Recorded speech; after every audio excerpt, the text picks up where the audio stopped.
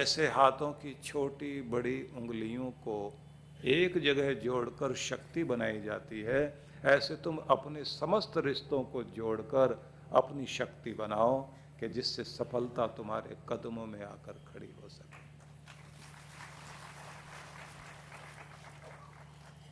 हर रिश्ते को अपनी ताकत बनाओ, हर पहचान तुम्हारी ताकत हो, हर मिलने वाला तुम्हारी शक्ति बन जाए। जैसे छोटे छोटे रेशे जोड़कर रस्सी बनती है, रेशा छोटा सा हो, तोड़कर देखें तो उसे एक पक्षी भी तोड़कर ले जाता है। छोटे छोटे रेशे लेकर के चिड़िया जाएगी घोंसला बनाने के लिए, चोंच से तोड़कर ले जाती। लेकिन जब छोटे छोटे रेशे जुड़ जाते हैं तो रस्सी बनती, और रस्सी हाथी को भी बांधकर खड़ा कर देती, हिलने नहीं देती। तो अगर छोटे छोटे पहचान वाले लोग भी, छोटे छोटे रिश्ते भी अगर आपके साथ मिल जाएं तो आपकी इतनी बड़ी शक्ति होगी, संसार को बांध सकते हो, इतनी बड़ी ताकत वाले आप बन सकते हो। जोड़ना सीख जाइए। आसमान से नदी नहीं बरसती, बूंदे बरसती है, लेकिन धरती पर नदी बहती भी नजर आती है। जिंदगी में छोटी छोटी खुशियां ही बरसा करती हैं, जिनकी कोई औकात हम नहीं समझा करते। जिंदगी में आपके आसपास छोटी छोटी चीजें बिखरी हुई हैं, जिनकी हम कीमत नहीं समझा करते। जैसे बूंदें मिल जाएं तो नदी बन जाती है, ऐसे छोटी छोटी खुशियां मिलकर खुशी का महासागर बन सकती हैं। जोड़ना सीखिए, मिलना मिलाना सीखिए, छोटी छोटी बातों में खुश होना सीखिए, तालमेल बैठाना सीखिए। पहला विचारणीय बिंदु नववर्ष शुरू होगा। यद्यपि हमारा नववर्ष तो चैत्र प्रतिपदा से शुरू होता है, लेकिन 2015 तो आप लिखना शुरू कर ही दोगे, इसलिए मैं 15 बात बता रहा हूं। तो पहली बात आपके जीवन के लिए होगी सामंजस्य बैठाना, तालमेल मिलाना। भगवान ने जो ये कहा है, सहृदयम सामनस्यम अविद्वेषम कृणोमि वह, तो मैं प्रेम से भरपूर करता हूं। सामंजस्य बैठाने वाले बन जाओ, सहृदय बन जाओ। अपने जैसा हृदय वाला व्यक्ति, दो लोग दो नहीं रहते, एक हो जाते हैं। सीधा सा तरीका है ये सामंजस्य, जिसे आप आम भाषा में तालमेल कहते हैं, ये मिलाना आ जाए। जिसे आप कहते हैं एडजस्टमेंट, एडजस्ट करना सीख जाए।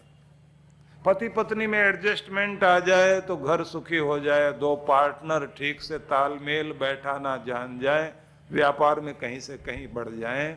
दो मित्रों में सही तालमेल हो, कितनी बड़ी शक्ति हो सकती है। इस दुनिया में तालमेल के बिगड़ने से ही गड़बड़ होता है। तालमेल का मतलब होता है गाने वाला गाए और ताल देने वाला ताल दे, और दोनों का मेल हो तो दुनिया नाचने लग जाती है, नहीं तो शोर बन जाता है। तो इसे हम कहेंगे कि कुछ ऐसा हो जाए दोनों की बात बनी रहे, कुछ ऐसा हो जाए कि दोनों की बात बनी रहे, हवा भी चलती रहे और दिया भी जलता रहे। इसे कहते हैं एडजस्टमेंट। कुछ ऐसा हो जाए दोनों की बात बनी रहे, हवा भी चलती रहे, दिया भी जलता रहे। क्या करना होगा? ऊपर कांच की चिमनी लगानी होगी, हवा भी चलती रहे, दिया भी जलता रहे। वो कांच की चिमनी लगाना ही सामंजस्य है, उसी को कहते हैं एडजस्टमेंट। हवा भी है लेकिन आपका प्रेम बुझता नहीं। हवा तो दुनिया है, हवा कान में डालने वाले बहुत, फूंक मारने वाले मिल जाएंगे। किसके साथ तालमेल मिला रहे हैं? गलत आदमी है, चोर आदमी है, मेरे साथ ऐसा कर दिया था, उसके साथ ऐसे कर दिया था। कोई भी कुछ बोलकर काम खराब कर दे। तो अपने आप को इतना शक्तिशाली बनाना है कि कि संबंध आपके साथ ठीक मिल जाए। और सबसे बढ़िया बात तो ये है, जो असली तालमेल चाहिए, इस दुनिया के बीच चलते चलते भी, आप दुनिया के कामों के बीच काम करते करते भी, खूब व्यस्त रहने के बाद भी आप अपना तालमेल अपने परमात्मा से बनाए रख सकें, तो इससे बढ़िया एडजस्टमेंट तो हो ही नहीं सकती। कैसे मेल बैठाया जाए, भोजन करें तो धन्यवाद दें, और कोई काम करना शुरू करें तो भी अपने परमात्मा को धन्यवाद देते हुए, उसे याद करते हुए भोजन करें, काम करें हर रूप में।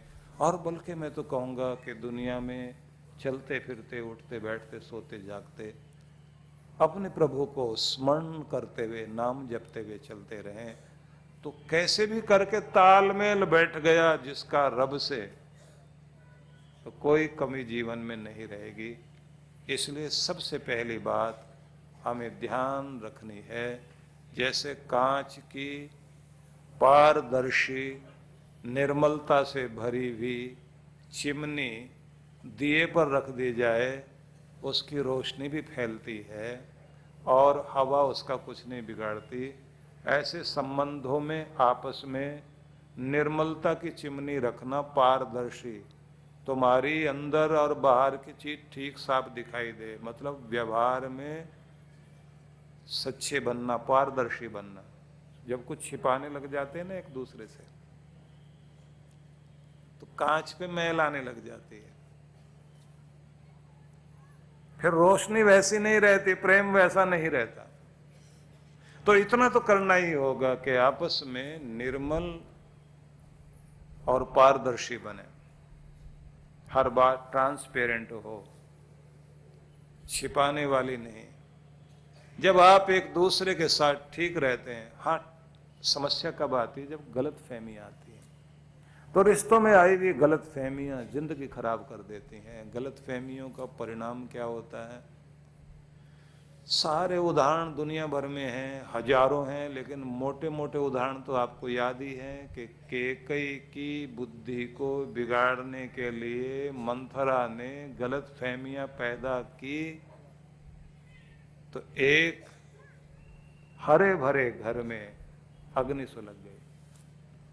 और यही परिणाम तब हुआ जब शकुनी कौरवों को अलग तरह से भड़काने में लगा हुआ है और पांडवों के साथ लड़ाने में अपनी धूर्तता का प्रयोग कर रहा है।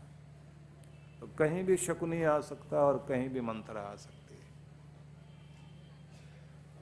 और जब एक बार व्यक्ति लड़ाई में लग गया तो विकास रुक जाएगा, तरक्की रुक जाएगी। दो देश आपस में लड़ते रहे, उनकी तरक्की रुक जाएगी। आसपास के छोटे छोटे देशों के बारे में आप सोच लीजिए, कितने समय से लड़ाइयां लड़ते लड़ते अपने आप को काम खराब कर लिया, विकास रुक गया। और उन देशों में विकास की यात्रा दोबारा शुरू हुई है। कुछ देश ऐसे हैं जहां अभी भी लड़ाइयां ही चल रही हैं। शक्तिशाली बनकर बैठ सकते थे, लेकिन लड़ाई ने खत्म कर दिया। निवेदन यह है कि चाहे घर हो या देश हो या व्यक्ति हो, गलतफहमियां पैदा हो जाए, प्रेम खत्म हो जाए, दुश्मनी अपना स्थान ले ले, सारा विकास रुक जाएगा। ऐसे लोगों के बारे में मैंने सुना, अच्छे भले नगर के प्रतिष्ठित समृद्ध व्यक्ति थे, लड़ाई झगड़ा आपस में हुआ, कारोबार बटा, कुछ जमीनों पर झगड़ा होता रहा, कुछ मुकदमेबाजी होती रही, और आखिर में ये स्थिति हो गई, एक दूसरे को घटाने में लग गए। कारोबार, बिजनेस, फैक्ट्रियां सब बंद हो गई। रोज दोनों भाई अलग अलग कार में बैठकर एक ही जगह से, एक ही पते से कोर्ट कचहरी में जाते हैं, अपने वकीलों के साथ लड़ाइयां लड़ते हैं। लड़ते लड़ते 14 साल बीत गए, सारे पैसे जाते रहे, और आखिर में एक भाई को हार्ट अटैक हुआ और उसने आखिर में अपने भाई को लिख दिया, न जमीन तेरे साथ जा रही न मेरे साथ जा रही, एक साथ पले बढ़े थे, ये जिंदगी ने हमें कहां लाके खड़ा कर दिया। मैं बड़ा हूं, मैं ही तुझसे माफी मांग लेता हूं, तो रख ले जो कुछ रखना चाहता है। छोटा भाई भी रोता हुआ आ गया, नहीं भाई, अगर पहले ही झुक कर ऐसा बोल देते, कलेजों को छीलने वाले वचन ना बोलते, मैं कौन सा लड़ने वाला था। अब सब कुछ गंवा के होश में है तो क्या। छोटा भाई लेकर गया इलाज कराने के लिए, हॉस्पिटल में इलाज कराया, ठीक होकर आए। बहुत बड़े शहर की बात बता रहा हूं, जिस शहर की बात बता रहा हूं अभी थोड़े दिन पहले मैं वहां प्रवचन करके आया हूं। दुखद कहानियां हैं जीवन की। उस समय समझ आई जब सब कुछ हाथ से चला गया। तो तालमेल बैठाना सीखें। भगवान कहते हैं मैंने तुम्हारे हृदय को प्रेम से भरपूर किया है, तुम्हें मिलने मिलाने वाला लचीला बनाया है मैंने, कठोर मत बन जाना। मैंने तुम्हारे अंदर द्वेष नहीं भरा, प्रेम भरा है। अन्यो अन्यम अभिहर्यत वत्सम जातम इवाज्ञा। व्यवहार ऐसे कर लेना जैसे तुरंत उत्पन्न हुए बछड़े के साथ गौ माँ अपने बछड़े के लिए अपना घास छोड़कर भी उसे चाटती रहती है, उसकी तरफ देखती रहती है। रोज उसे घास खिलाने वाला भी अगर उसके बछड़े की तरफ चल पड़े तो उसे भी मारने को दौड़ती है। सीधी सीधी जिंदगी जीने वाली गौ भी अपने बच्चे के लिए सब कुछ कुर्बान करने को तैयार हो जाती है। यहाँ तक के जंगल में रहने वाली जंगल वाली गौवें, उनका भी बछड़ा उत्पन्न हुआ हो, 1 दिन का 2 दिन का हो, और शेर आ जाए, वो शेर से लड़ने के लिए चल पड़ेगी और इस तरह की हरकत करती है कि मैं मर जाऊं पर मेरे रहते रहते मेरे बच्चे को कोई छू ना पाए। इतना प्रेम उसमें होता है। कहते हैं इतना प्रेम भगवान ने हर व्यक्ति को दिया है। अगर उस प्रेम को जगाए रखे और उस प्रेम के सहारे जीवन जिए तो इंसान इंसान नहीं रहता, देवदूत बन जाता है, फरिश्ता हो जाता है। उससे ऊंचा फिर कौन। तो ये पहली बात मैंने आपसे कही। 15 में से एक बिंदु हुआ, तालमेल बैठाना सीखें जीवन के साथ, रिश्तों के साथ। सामंजस्य एक बहुत बड़ा गुण है। दूसरे पक्ष को भी समझने की चेष्टा करनी चाहिए। जीवन का आनंद इस बात में भी निर्भर करता है। अपनी शक्ति बनाइए, जैसे उंगलियों का उदाहरण मैंने दिया। तो ये हुई एक बात, याद रहेगी, ध्यान में रखना, क्योंकि अब हम दूसरी तरफ जा रहा हूं। भगवान कहते हैं अद्वेषम कृणोमि वह। मैंने तुम्हें द्वेष वाला, निंदा चुगली वाला नहीं बनाया, मैंने तो तुम्हें प्रेम वाला बनाया है। तो अगला बिंदु है कि गुण ग्राहक बन जाना, आलोचक नहीं, द्वेष वाला नहीं, बैर वाला नहीं। अगर तुम चाहते हो कि तुम अपने आप को अच्छे से भर लेना चाहते हो, उन सुंदर फूलों से जो तुम्हारे जीवन को सौंदर्य से परिपूर्ण करें और सुगंध से भरपूर कर दें, तो ध्यान रखना कि आपकी जिंदगी ये आलोचक वाली जिंदगी नहीं होनी चाहिए। क्योंकि ऐसा कहा जाता है कि आलोचक प्राय वे ही लोग बनते हैं जो जीवन में असफल रहते हैं, जो कुछ नहीं बन पाते, कुछ नहीं हो पाते। उनके पास एक ही बात रहती है, अपनी क्षुद्रता को, अपनी कमी को ढकने के लिए दूसरों की कमी निकालते रहते हैं, दूसरों की निंदा चुगली करते रहते हैं, दूसरों को छोटा दिखाते रहते हैं। तो आज हम दूसरी बात ये सीखेंगे कि हम संसार के बगीचे में कितने सुंदर फूल कहाँ कहाँ खिले हैं, तो अपने जीवन की डलिया में सुंदर फूलों को, रंग बिरंगे फूलों को चुनकर संभालने वाले बने। कांटों की तरफ ध्यान देकर और घास कबाड़ की तरफ ध्यान देकर अपने फूलों की डलिया को कांटों से और गलत गले सड़े पत्तों से ना भरें, फूलों से भरने वाले बने। मतलब गुण ग्राहक बने। जहां जाएं, जहां भी जिस भी व्यक्ति से मिले, जिस स्थान पर भी जाएं, वहां से कौन सी चीज आपने सीखी, कौन सी चीज आपने ली, इस बात को हमेशा ध्यान रखिए और अपने मन को कहिए, मैं गुण ग्राहक हूं, निंदा चुगली वाला आलोचक नहीं हूं। मैं जिसको छूऊंगा तो मेरी दृष्टि शुभ की ओर रहेगी। जैसे दो तरह की मक्खियां होती हैं, कूड़े करकट पर गंदगी पर बैठने वाली मक्खी और शहद को पाने के लिए उत्सुक मधुमक्खी। तो मधु को प्राप्त करने के लिए उत्सुक मधुमक्खी जहां भी बैठेगी, मिठास के लिए बैठेगी, अगर उसे फूल नहीं मिले तो गंदगी पर नहीं बैठेगी। जहां बैठेगी सही जगह से जहां मिठास मिल सके उसी के लिए जाएगी। और गंदगी वाली गंदी मक्खी, अगर उसे गंदगी नहीं मिलती, आसपास कहीं बैठ सकती है, लेकिन अगर तुरंत उसको आसपास कहीं दुर्गंध वाली चीज दिखाई दे जाए, सब जगह छोड़ के वहां पहुंच जाएगी, क्योंकि उसका ध्यान गंदी चीज पर है। तो हम ये सोच लें कि हम ऐसे लोगों को देखते हैं दुनिया में, वो भले लोगों के साथ तब तक बैठे रहते हैं जब तक उनको बुरे ना दिखाई दे जाएं, उनको अपने मतलब वाले ना दिखाई दे जाएं। जैसे ही दिखाई दिए छोड़ के तुरंत वहां चले जाएं। भला आदमी बुरे के साथ नहीं बैठेगा, वो हमेशा ये सोचता है कि जहां भी बैठना अकेला बैठ जाऊंगा, लेकिन गलत आदमी के साथ नहीं बैठूंगा, क्योंकि मैं गुण ग्राहक हूं, गलत चीज का ग्राहक नहीं हूं, मुझे अच्छी चीज ही जीवन में धारण करनी है। तो अगर इस बात को हमने ध्यान रखा तो बात वैसी भी समझ में आती है। कहते हैं 1000 छेद जिसमें है वो छलनी, आटा छानने वाली, उसकी आदत खराब।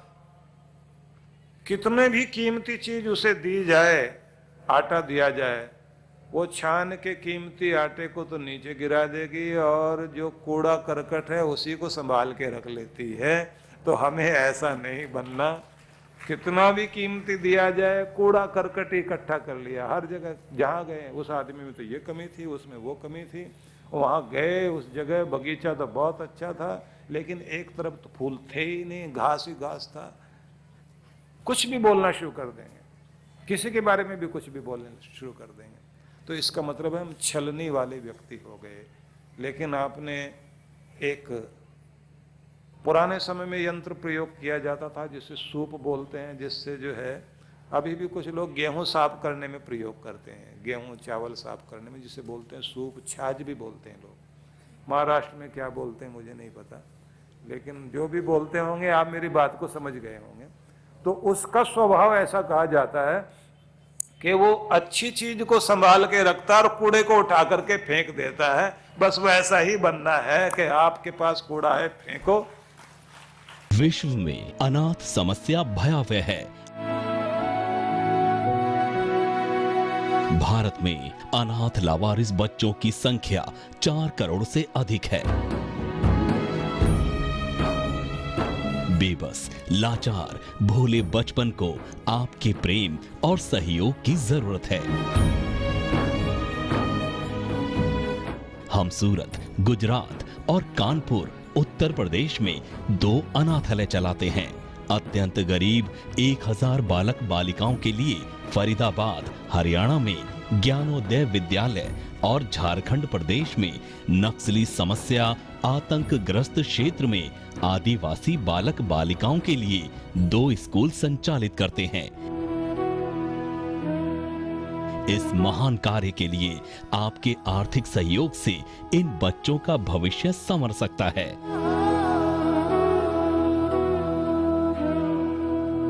यदि आप विश्व जागृति मिशन की इन बाल विकास योजनाओं से जुड़ना चाहते हैं तो संपर्क करें। विश्व जागृति मिशन, आनंद धाम आश्रम, नांगलोई, नजफगढ़ रोड, बक्करवाला मार्ग, नई दिल्ली 110041, दूरभाष 01141011028345656 और 28344767। Toll free number 1800 118188।